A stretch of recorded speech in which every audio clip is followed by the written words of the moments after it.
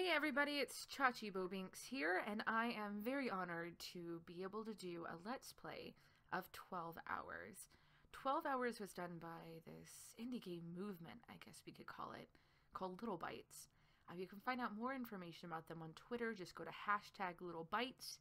That is Bytes with a B-Y-T-E-S. And from what I hear, they are looking for some more indie game devs who are willing to jump in there and help them create some real magic, telling people stories. Now, all the art on here was done by Kiva Bay. She's a wonderful individual. I am such a fan of hers and blessed that she knows me at all. And she got tech help from Caelyn. And then the music was done by Maddy. I'm going to have links to all of their Twitters down in the description below.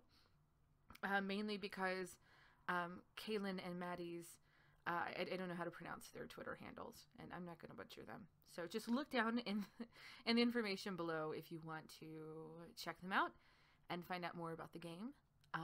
Now this game, the proceeds from it are, from what I see, going to charity to help out this project that will go and take like scraps from dumpsters and what have you and turn them into healthy meals, which is incredible. Alright, so with no further ado, let's go ahead and get started. I'm a little scared, perhaps.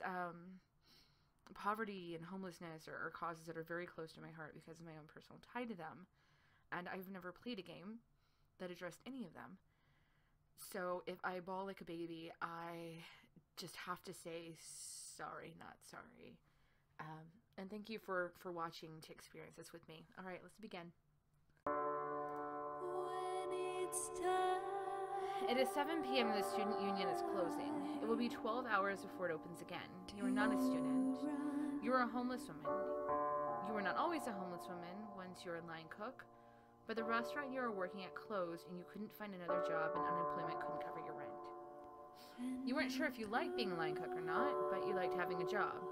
You liked belonging somewhere. You liked feeling like you had a place to be every day. Since you are not beautiful, it's hard to know if you ever belonged anywhere. You sleep in the student union during the daytime because you feel safe there.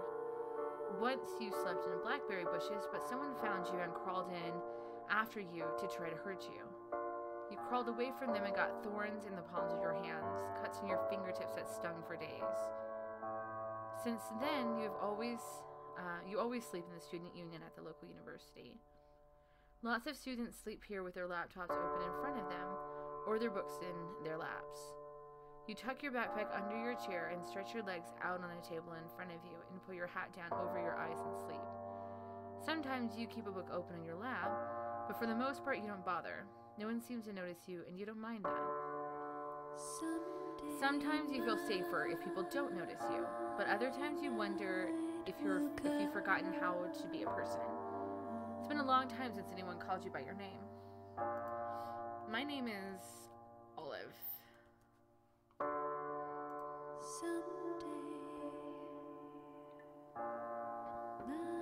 The woman named Olive must stay awake and alive for the next 12 hours. You may find places to risk short naps or places to kill time. Be careful during your interactions with others. You have nobody to protect you but yourself. You are standing in front of the student union. It is closed. Soon the security guards will be walking the campus, and they've already warned you to stay away after catching you sleeping on a bench. You don't want to spend the night in jail. You will need to stay awake. It is imperative that you stay awake. Every time you have fallen asleep at night, something terrible has happened to you. You've been chased by security guards, attacked by strangers, and the very cold in the ground seems to seep into you and make you stiff and miserable.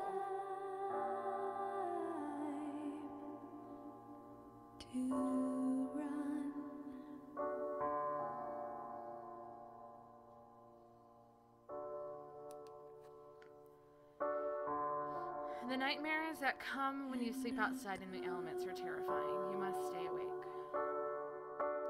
This has become your routine every night. You're afraid you're losing your mind.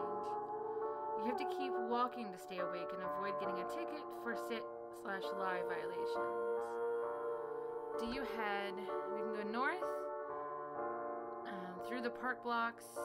We can't go south. We can head east to the river or west, where we see The grass slopes downward away from the buildings, and you spot a man sitting under the tree with a backpack, rolling a cigarette. You can tell immediately he is also homeless, and that makes you nervous. Is he going to hurt you? He looks up and sees you and smiles. Hey, do you want a cigarette? You have no cigarettes. Do you want to bum a smoke? Go north towards the glow of signage, go east towards a river, go south towards a freeway, or go west towards university. I'm gonna go away because I don't know this guy and we're out in the middle of nowhere. A glow from the all-night convenience sign is familiar. You are out of food stamps this month, but have sprained up a little money and could possibly afford a coffee. The coffee would be warm and it would keep you awake, but your stomach is empty and you worry it will upset your digestion of the small bowl of spaghetti they served at the soup kitchen earlier. No, maybe not gas station coffee. If you're gonna buy coffee, you decide it'll be at the all-night diner so you can use the toilet. Let's go towards the bridge.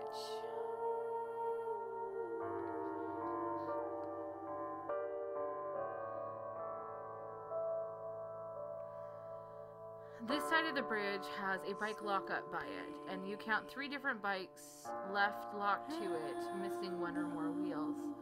There are a few dry spots under the bridge, but shadowed lumps of bodies already occupy them, people curled up in sleeping bags. You've heard that they'll give you a sleeping bag at one of the churches, but you haven't found it yet. Do we cross the river, go north, but we can't go on the tracks, go south to the all-night convenience, or go west to the park blocks? We'll cross the river. The bridge is long and has a pedestrian walkway at the water level to keep people from committing suicide. At least that's what you've always thought it was for. Every time you walk across, you wonder if you could drown yourself like Ophelia, and another part of your brain repeats over and over again, don't jump, don't jump, don't jump.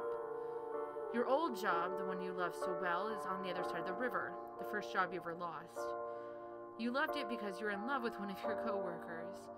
Every time you were near him, you thought your heart was going to break. He kissed you once, tasting like whiskey, and you were so excited that you kissed him like a little girl would, your lips pursed tightly together. He took your face in his hands and told you no slower, and you fell in love with him. He stopped speaking to you months ago, or you stopped speaking to him. The pain reached a terrible peak, and you couldn't breathe atop it. You feel clearer without him in your life, but you dream of him sometimes. You dream of him so vividly that you wake tasting the whiskey on his lips. You hate remembering these things. You rarely go across the river anymore, finding yourself further and further isolated to your small territory. Still, there might be something going on across the river. What do you want to do? I'm going to cross the river. Oh, whoops. Okay. Let's go towards the women's shelter. As you pass a women's shelter, you stop and look inside. You think sometimes that it might be worth it lining up at 4 in the afternoon to stay here, but you have heard from so many people that they've had bad things stolen from them, or they've had things stolen from them. You have a smartphone that is your last connection to the world and cannot afford to lose it. Maybe you'll stay there through the winter, though. Maybe when it snows, you will risk it. Though when you called, they told you there was a 3-week waiting list to get in, unless someone didn't show and you're first in line that started forming during the morning, and maybe you won't risk it. They're too invasive, so miserable. The walls don't mean much with dozens of strangers lying next to you on the floor. Anyway, you're not here tonight, and there's already 2 women curled together in the doorway who couldn't get in. Move on, Olive. We'll go towards the train station. The station is wet and lonely. There are just a few people waiting to catch a ride home after late nights of partying. You don't have money for a ticket.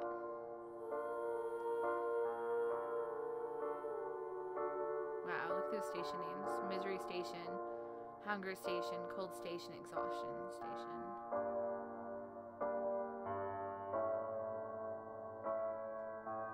I can't get on, I'll get caught. You know, I can't get on the trains, so.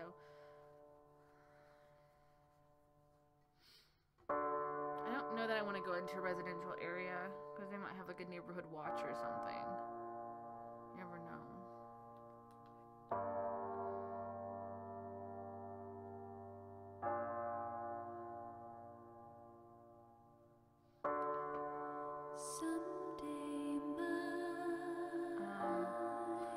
just walk towards Exhaustion Station. Here the station is mostly empty. You can see a hospital where you had to go once for a bad burn you've gotten at work. To think you'd miss burning yourself. You don't have money for a ticket. Sneak a ride anyway? No. We'll just keep walking. We'll go to Depression Station. This station is wet and lonely. There's just a few people waiting to catch a ride home after their late nights of partying. You don't have money for a ticket.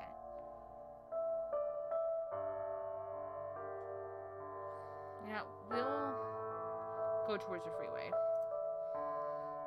Cars whiz by. You can smell the exhaust drifting up to you. Sometimes you think to yourself that you could try to sleep here, but it's too visible from the road. You're not sure how other homeless people do it, the ones who do sleep along the highway. Aren't they afraid? Aren't they afraid of getting seen, getting caught? It doesn't matter. You won't be sleeping here, and you have to go back. You can't pass the freeway on foot. Well, I just have to figure out a different place to go.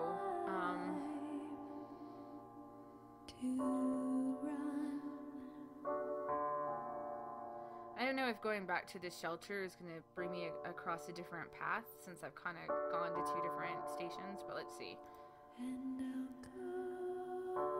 Nope, same one. Alright, so we will go into the city.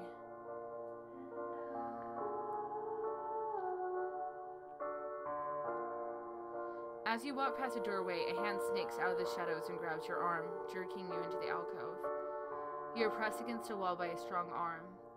A man with wild eyes and a pale, pockmarked face is holding a knife to your stomach. Don't, he starts, and you jerk in terror. He tightens his arm around you to keep you from getting away, and you make a small sighing sound as a knife slides into your stomach. But it's just air wheezing in your throat as you exhale. And scream. He backs away from you, and you stumble from the alcove, hand over your stomach, hurrying away. Away.